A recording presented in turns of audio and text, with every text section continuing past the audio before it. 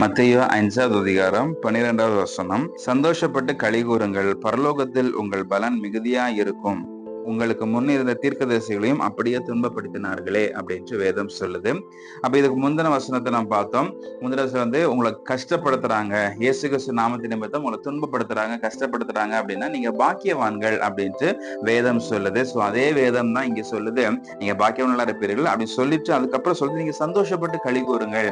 எப்ப சந்தோஷப்பட்டு களி கூறணுமா? உங்களை யாராவது கஷ்டப்படுத்துறாங்க, உங்களை யாராவது துன்பப்படுத்துறாங்க, இயேசு கிறிஸ்துடைய நாமத்தின் நிமித்தம், இயேசு கிறிஸ்து நாமத்தை சொல்லி உங்களை யாராவது ஹர்ட் பண்றாங்க அப்படின்னா நீங்க சந்தோஷப்பட்டு களி கூறுங்கள் அப்படின்னு சொல்லுது. இன்னைக்கு நிறைய பேர் அவங்களால சந்தோஷப்பட முடியல, என் மேல ஒரு பொய் கேஸ் போட்டுட்டாங்க, சந்தோஷப்பட முடியல, என்னை இது எப்ப பார்த்தாலும் திட்டிக்கிட்டே இருக்கிறாங்க, சந்தோஷப்பட முடியல அப்படின்ற ஒரு சூழ்நிலை தான் இன்னைக்கு இருக்குது. ஆனாலும் வசனம் சொல்லுது, சந்தோஷப்பட்டு களி கூறுங்கள்.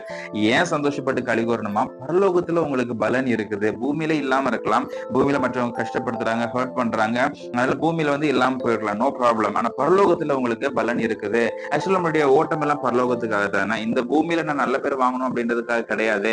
இயேசு பத்தி ஏன் மற்றவங்களுக்கு சொல்றேன்? பரலோகத்துல எனக்கு பலன் உண்டாயிருக்கணும் அப்படின்ட்டு தானே. அப்படி இருக்கும் பொழுது நீங்க ஆண்டவருக்காக கஷ்டப்படுறீங்கன்னா பரலோகத்துல உங்களுக்கு பலன் இருக்குது அப்படின்ட்டு ஆண்டவர் ஒரு கேரண்டி கொடுக்குறாரு. சோ நீங்க அதுதான் போக்கஸ் பண்ணணும். அப்போ இங்க நான் துன்பப்பட்டாலும் பரவாயில்ல, இங்க யாராவது ஹர்ட் பண்ணாலும் பரவாயில்ல, என்ன அசிங்கமா பேசினாலும் பரவாயில்ல, பரலோகத்துல எனக்கு பொசிஷன் சேர்ந்துகிட்டு இருக்குதுப்பா அப்படின்ட்டு நீங்க சந்தோஷமா போங்க. அதனால இங்க நடக்கக்கூடிய காரியங்களை நீங்க பெரிய விஷயமா எடுத்துக்காதீங்க. பூமியில ஒருத்தவங்களை ஹர்ட் பண்றாங்க, பூமியில ஒருத்தவங்களை அசிங்கமா திட்டுறாங்க, உங்க வேலையில தூக்கிட்டாங்க, இல்ல உங்களுக்கு வேலையே கொடுக்காம இருக்கிறாங்க, எந்த மாதிரி சிச்சுவேஷனா இருந்தாலும் பரவாயில்ல, ஆண்டவர் விசுவாசிங்க, அவருக்காக நில்லுங்க. திரும்ப திரும்ப ஆண்டவருக்காக நீங்க துன்பப்படும் பொழுது பரலோகத்துல உங்களுக்கு பலன் மிகுதியாகிட்டே இருக்கும். அதனால இங்க நடக்கக்கூடிய காரியங்கள், பூமியில நடக்கக்கூடிய காரியங்கள் எதையுமே நீங்க பெருசா நீங்க மைண்ட்ல வச்சுக்காதீங்க.